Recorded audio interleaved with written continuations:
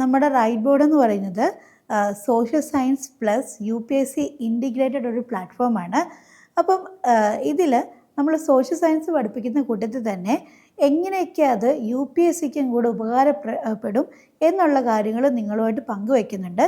അപ്പം social science ഒരു 10ാം ക്ലാസ്സിൽ അല്ലെങ്കിൽ +2 പഠിക്കുന്ന കുട്ടിക്കാണെങ്കിലും സിവിൽ സർവീസ് പരീക്ഷയ്ക്ക് പഠിക്കുന്ന ഒരു വ്യക്തിക്കാണെങ്കിലും ഏറ്റവും പ്രയോജനകരമായിട്ടുള്ളൊരു കാര്യമാണ് നോട്ട് മേക്കിംഗ് എന്ന് പറയുന്നത്.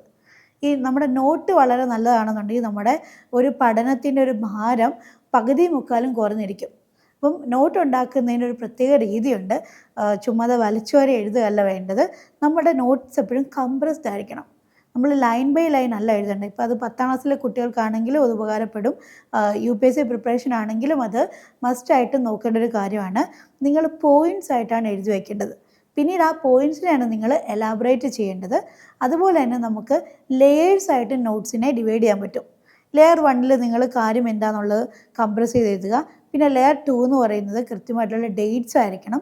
അത് കഴിഞ്ഞിട്ട് വ്യക്തികൾ, സ്ഥലങ്ങൾ അങ്ങനെയുള്ളത്. അങ്ങനെ നമുക്കൊരു 3 ലെയറായിട്ട് നോട്ട്സിനെ ഡിവൈഡ് ചെയ്യാം. നെക്സ്റ്റ് വരുന്ന വിഷ്വലൈസേഷനാണ്. നമ്മുടെ മനസ്സിന് എപ്പോഴും കളേഴ്സും വിഷ്വൽസും ഒക്കെ ഭയങ്കര ഇഷ്ടമാണ്.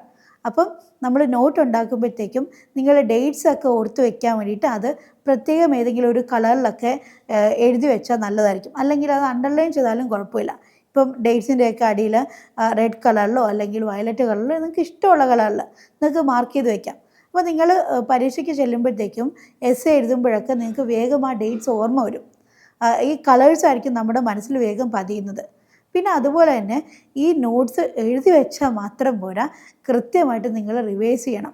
ഈ ടോപ്പേഴ്സിൻ്റെയൊക്കെ ഏറ്റവും പ്രധാനപ്പെട്ട ഒരു സക്സസ് മന്ത്ര എന്ന് പറയുന്നത് റിവൈസ്, റിപ്പീറ്റ്, റിവൈസ് ആണ്. നിങ്ങൾ എഴുതി വെച്ചു, അത് അടച്ചു വെച്ചു, അതുകൊണ്ട് കാര്യമില്ല. നിങ്ങൾ ആ എഴുതി വെച്ച നോട്ട് കറക്റ്റായിട്ട് ടൈം ടേബിൾ വെച്ച് റിവൈസ് ചെയ്ത് പഠിച്ചു കഴിഞ്ഞാൽ നിങ്ങൾക്ക് ഡെഫിനറ്റ്ലി സോഷ്യൽ സയൻസ് 10ാം ക്ലാസ്സിലാണെങ്കിലും UPSC ആൻസർ റൈറ്റിങ്ങിലാണെങ്കിലും ഒക്കെ ഒരുപോലെ ഉപകാരപ്പെടുന്നതായിരിക്കും.